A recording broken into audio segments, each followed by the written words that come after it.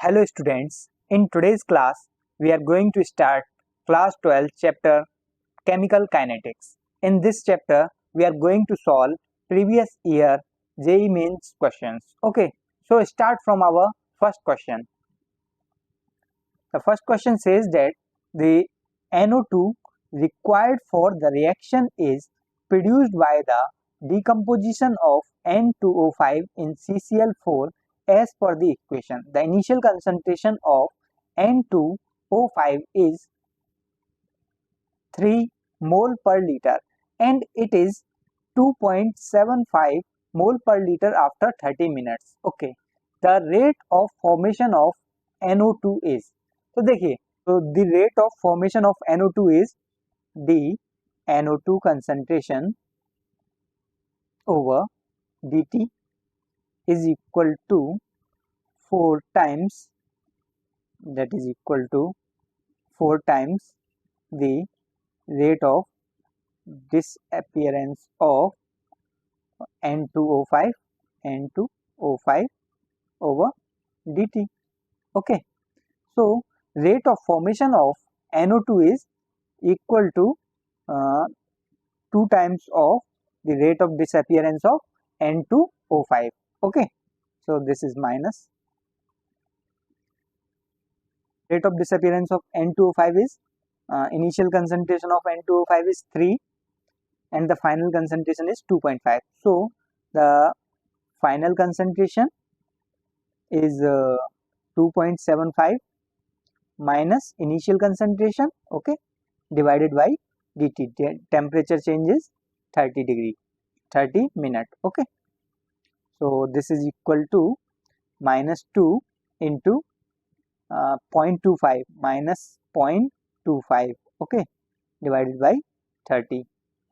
okay, this is equal to, ये किसके बराबर आ जाएगा, 0.5, okay, 0.5 divided by 30. So this is equal to 5 divided by 30 means 3.3 बन जाता 3 and 26, 1.66 into 10 to the power minus 2. ये किसके बराबर आ जाएगा, 1.66 into 10 to the power minus 2. ठीक है, so the right answer is B. So this is the rate of formation of NO2. Okay, so next question.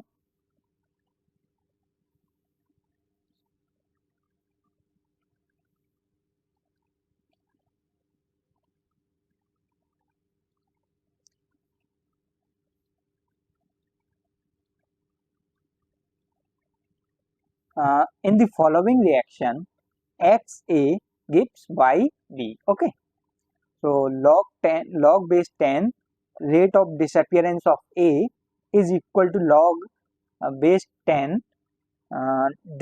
formation of B, rate of formation of B. Okay, and plus 0.301.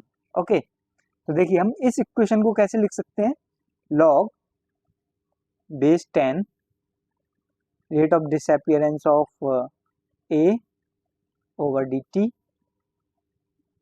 is equal to log base 10 rate of formation of B over dt plus 0.301 किसकी value होती है, log 2 is equal to 0.301. तो मैं यहाँ log 2 लिख सकता हूँ plus log 2. Okay, अब यहाँ से अपने को क्या पता चल रहा है कि log क्या log से log कट जाएंगे. ठीक है, तो देखो ये फॉर्मूला क्या बन रहा है, log a plus log b का फॉर्मूला बन रहा है. तो log a into B is equal to क्या होता है, log a plus log b. ठीक है, ये फॉर्मूला पता है सभी को, log a plus log b. ठीक है, तो यहां से देखिए log a क्या है, ये रहा, और ये log b क्या है, 2. तो मैं इसको लिख सकता हूँ log base 10 a into B means 2 into rate of formation of B dB over dt। सही है, और ये किसके बराबर आ जाएगा, log base 10 rate of disappearance of a over dt। Okay, now log से log कट जाएगा, तो यहां से आ जाएगा आपका minus D A over D T. क्या मैं इस 2 को इधर ले आऊं, चलो अगले स्टेप में लेते हैं, 2 D B over D T. ठीक है, अब इस 2 को मैं इधर लेके आ रहा हूं, तो क्या बन जाएगा ये 1 upon minus 1 upon D A over D T is equal to D B over D T. ठीक है, अब इस इक्वेशन से क्या पता चल रहा है, यानी कि a 2a गिव्स 1b। ठीक है, तो यहां से क्या पता चला, x क्या आ गया, अगर 2a लेता हूं तो 1b बन रहा है, तो इसमें देखिए x क्या है C2H4 और C2H4 से बन रहा है C4H8, यानी कि C2H4 से बन रहा है C2H4। तो यहाँ क्या किया अपन ने, डबल कर दिया जाए इसको, इंटू 2 कर दूंगा मैं इसमें, तो क्या बन जाएगा ये C4H8 में कन्वर्ट हो जाएगा। तो राइट आंसर क्या हो जाएगा अपना, यही हो जाएगा। ठीक है, नेक्स्ट क्वेश्चन,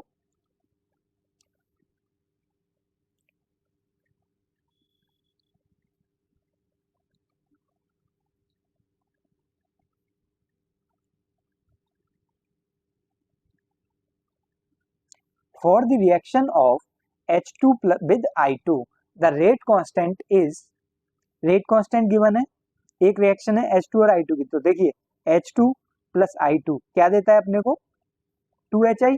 ठीक है, 2HI। ठीक है, and the rate constant given है, rate constant is K which is equal to 2.5 into 10⁻⁻4। ठीक है, यूनिट है decimetre cube mole inverse second inverse, at temperature is 327 degree Celsius. Okay, and 1 decimetre cube mole inverse second inverse at 527 degree Celsius, means ये है K1। जब temperature कितना है, temperature is equal to 327 को मैं केल्विन में convert कर रहा हूं, तो 327 plus 273 that is equal to 600 kelvin. ठीक है, नाउ K2 कितना है, K2 is 1 into 10⁻1 only 1। Okay, तो K2 कितना है 1, K2 इज 1, और टेम्परेचर कितना है यहाँ पे 527 plus 273 that is equal to 600 plus 200 is equal to 800 kelvin. Okay, the activation energy of the for the reaction is, activation energy बतानी है, तो देखिए log K2 ओवर K1 क्या होता था, log K2 over K1 is equal to EA upon 2.303 R, this is your T1 and this is your T2, so 1 upon T1 minus 1 upon T2।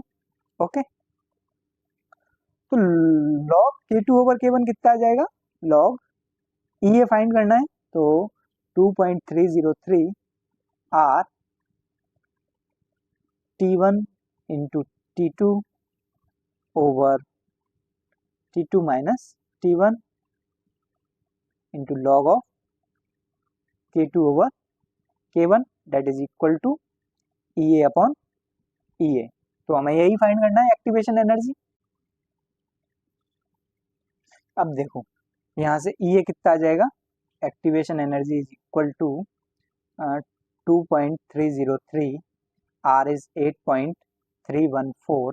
Okay, 8.314 into T1 into T2, T1 is 600 and T2 is 800, तो ये दिया जाएगा 48 into 40। Okay, ये आ गया, और upon T2 minus T1, T2 minus T1 यानी कि 800 minus 600 that is 200 आ जाएगा यहाँ से, into log of K2 over K1, log K2 over K1 की वैल्यू कितनी आ जाएगी, नेक्स्ट पेज पर कर लेते हैं, log log k2 over k1 that is equal to log 1 by log k2 कितना था 1 और k1 कितना था 2.5 इंटू 10⁻⁻4 था। ठीक है, तो यहाँ से इसको कैलकुलेट करने पर कितना आ जाएगा 2.5 से पॉइंट हटाया 0 आया यहाँ and 5 to the 10. Okay, now this is equal to log 2 upon 5 into 10⁻4। ठीक है, ये वाला टर्म मैं ऊपर ले गया तो ये क्या बन जाएगा log 2 इंटू log 20 इंटू 10⁻3 लिख सकता हूँ, ये 5 तो ये कितना जाएगा log 4 इंटू 10⁻3। ठीक है, तो log a इंटू बी का फॉर्मूला क्या था log a प्लस बी, तो log 4 प्लस log 10⁻3। अब मैं इसको क्या लिख सकता हूँ log 4 की वैल्यू कितनी थी 0.6 plus log 10⁻3 is 3 multiply by log 10। ठीक है, अब यहाँ से कितना जाएगा 0.6 plus 3 log 10 is 1 so this is equal to 3.6। Put the value of log 10, log की वैल्यू पुट कर रहा हूँ मैं 3.6। ठीक है, into 3.6 this is the activation energy. अब इसको कैलकुलेट करने पर कितना आएगा 2.303 multiply by 8.314 multiply by 4800 multiply by 3.6 equal to divide by 200। Okay, this is equal to, यहाँ से एक्टिवेशन एनर्जी कितना आ गया ये इज इक्वल टू 16543.1.3। ओके, अब एक्टिवेशन एनर्जी का किस में आई है जूल पर मोल। ठीक है, और अपने को किस में चाहिए थी केल्विन में, तो आंसर क्या आ जाएगा 165 केल्विन में, सॉरी किलो जूल में चाहिए थी एक्टिवेशन एनर्जी, तो यहाँ कितना आ जाएगा 1.431 किलो जूल पर मोल। तो ऐसा कौन सा आंसर गिवन है ये वाला, D is the right answer. Okay, next question, the bacterial infection in an internal wound grows as n dash t is equal n dash at time t is n naught exponential to the power t। क्या given है अपने को n dash at time t is equal to n naught e to the power t। ठीक है, initial growth क्या हो रही थी बैक्टीरियल की इस तरीके से हो रही थी। ठीक है, where the time t in hours, time hours में गिवन है a dose of antibiotic taken orally needs 1 hour to reach the bone. Once it reaches there, the bacterial population goes down as dn over dt is equal to minus 5n square. What will be the plot of n naught over n versus t after 1 hour? Okay, तो ये initially for initial 1 hour, initial 1 hour ऐसे growth हो रही थी, और after 1 an hour कैसे growth हो रही थी dn over dt is equal to minus 5n square. Okay, for after 1 hour. ठीक है, तो डिफ्रेंशिएट करेंगे इस इक्वेशन को अपन n टू n डैश तक,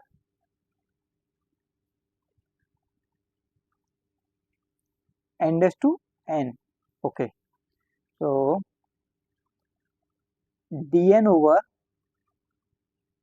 इस टर्म को मैं इधर लेके जा रहा हूं और n वाली टर्म्स को इधर, t वाली टर्म्स को राइट हैंड साइड में लेके जा रहा हूं और n वाली टर्म्स को लेफ्ट हैंड साइड में, तो dn ओवर n स्क्वायर। ठीक है, that is equal to minus 5 dt। okay, now I am going to integrate this equation, integrating this equation, and the limits are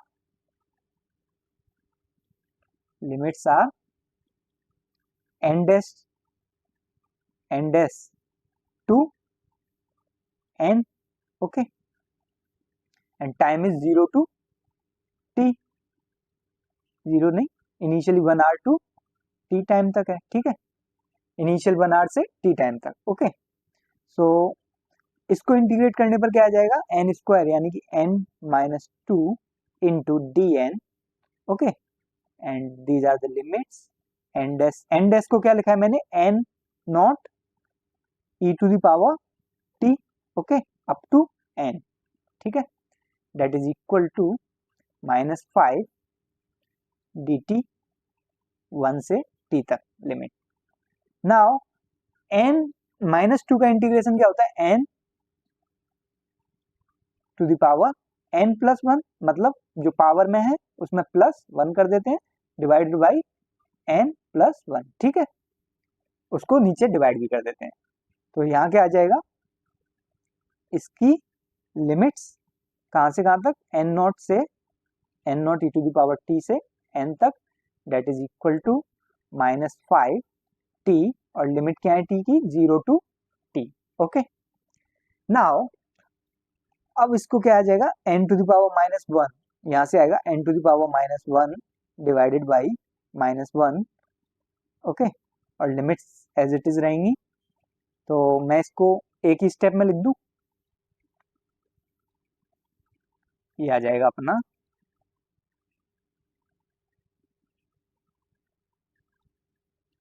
one upon N, N to the power -1 को लिख सकता हूँ मैं 1 upon N, और ये रहा अपना minus, ठीक है, और इसकी लिमिट्स कहाँ से कहाँ तक है,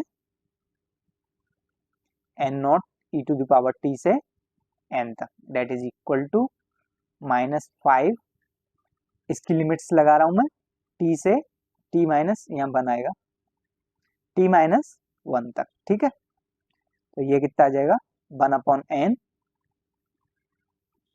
1 upon n minus 1 upon n naught, ये माइनस से माइनस कट गया, 1 upon n not E to the power T, okay, that is equal to 5 t minus 1, okay. Next page,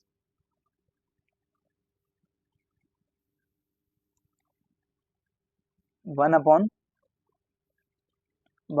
N naught, 1 upon n minus 1 upon n not E to the power t, e to the power t, that is equal to 5 t minus 1, यही आया था अभी। तो इसको क्या लिखा जा सकता है, 1 अपॉन एन, अगर मैं इस इक्वेशन को एन नॉट से, क्या चाहिए, एन नॉट अपॉन एन का, ठीक है, तो इस इक्वेशन को मैं एन नॉट से मल्टीप्लाई कर दूं तो क्या आएगा, एन नॉट अपॉन एन, इसको मल्टीप्लाई बाई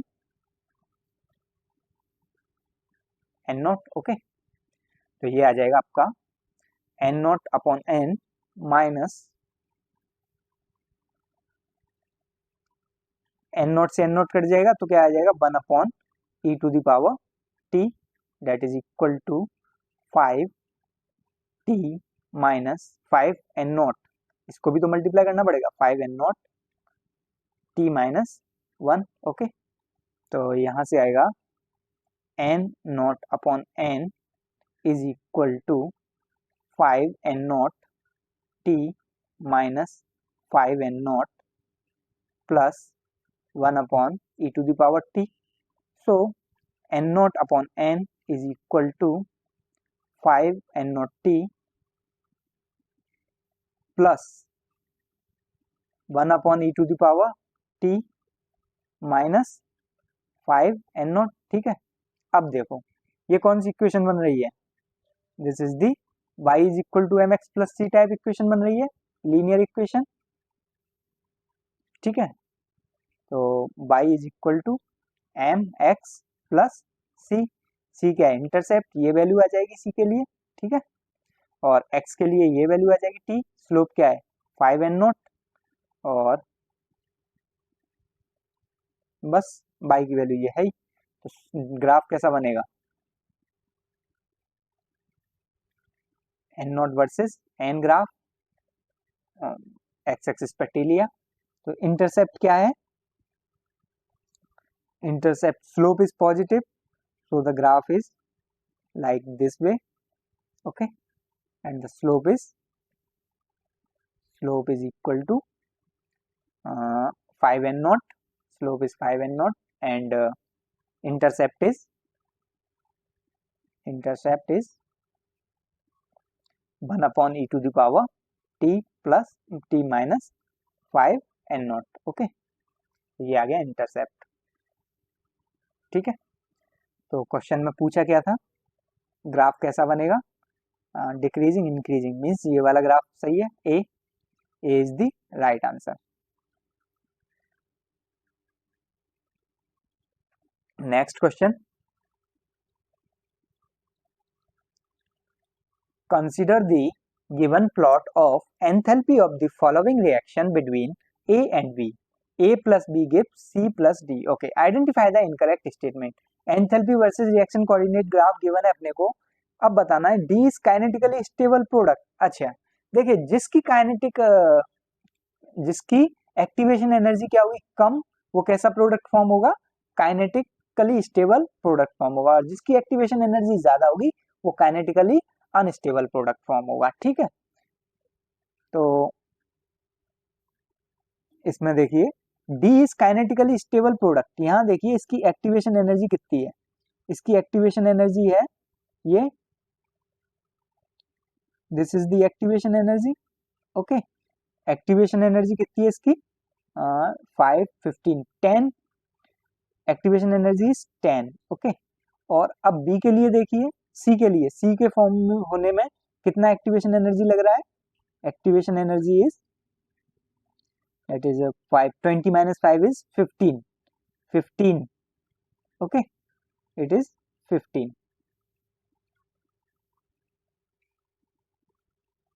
इसका लग रहा है 15 किलो जूल पर मोल. ठीक है, तो एक्टिवेशन एनर्जी किसकी ज्यादा है, सी की.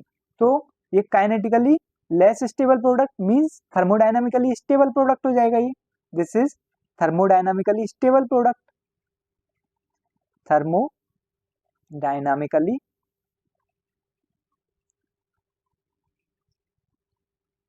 Stable product. और ये देखिए यहाँ एक्टिवेशन एनर्जी कम है, तो ये कैसा बनेगा, kinetically stable product. So D is kinetically stable product, kinetically stable product. ठीक है, तो D is kinetically stable product, सही बात है. उसने पूछा है इनकरेक्ट बताना है, तो ये तो सही है.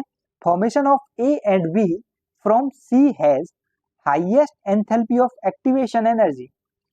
ए and B, formation of A and B from C, C से ए एंड बी बनाने के लिए एक्टिवेशन एनर्जी कितनी लग रही है, सी से बी बनाने के लिए एक्टिवेशन एनर्जी कितनी लग रही है, इतनी. ठीक है, this is the activation energy required to form A B, formation of A B from C. तो एक्टिवेशन एनर्जी कितना लग रहा है यहाँ, 20 किलो जूल पर मोल. तो हाईएस्ट है, ये बात भी सही है. C is thermodynamically stable product, ये भी बताया, ये भी सही है. The activation enthalpy to form C is 5 kilojoule per mole less than that to form D. अच्छा देखिए D को फॉर्म करने में कितनी एक्टिवेशन एनर्जी लग रही थी, activation energy to form D is equal to कितनी थी, 10 किलोजूल पर मोल, 10 किलोजूल पर मोल. और activation energy to form C कितनी लग रही थी, C को फॉर्म करने पर 15 लग रही थी, that is equal to 15 kilo joule per mole. ठीक है, तो activation energy of C is more than that of D. तो कितनी ज्यादा है, बाई 5, तो 15 minus 10 that is equal to 5. तो C की एक्टिवेशन एनर्जी ज्यादा है B से, D से. तो activation energy to form C is 5 kilo joule per mole मोर. यहाँ लेस लिखा हुआ है, यहाँ आना चाहिए था मोर. ठीक है, तो ये सही हो जाता. So the right answer is D. Incorrect पूछा था, यही इनकरेक्ट है. नेक्स्ट